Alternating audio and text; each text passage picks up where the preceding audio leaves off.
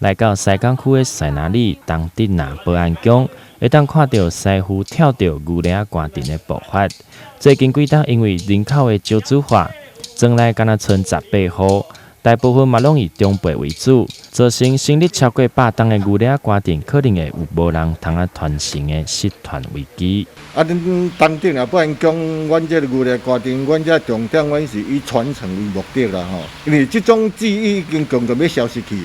伫这个庄口所在，大概是用农渔的那个休闲时间再去训练啦吼。以早是安尼，毋过即摆时间拢较无共尔。即摆拢就是一寡同学啦、小朋友咧训练，你拢利用那个课余的时间加强训练，也把我们这个传统技艺把它传承下去，就是很多问题也有很多困扰啦。小朋友难找也很多了，这个方面都需要大家来共同克服。庄内因为人数较少的关系，所以会透过甲隔壁庄内互相协作。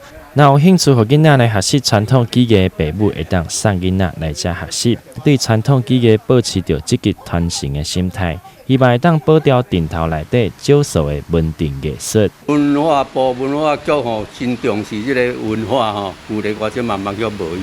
所以，伫这105年的时阵把咱列入无形文化资产啦。所以，这个时阵阮感觉讲，阮的负担煞愈来愈重啦。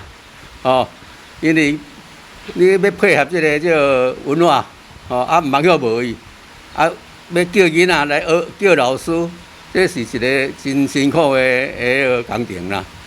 所以，足侪工课拢是爱文化节来斗配合啦。较有会让我一直传承落去。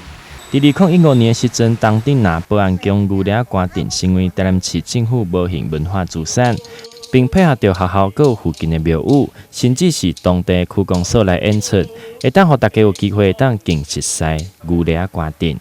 台南新闻刘品言采访报道。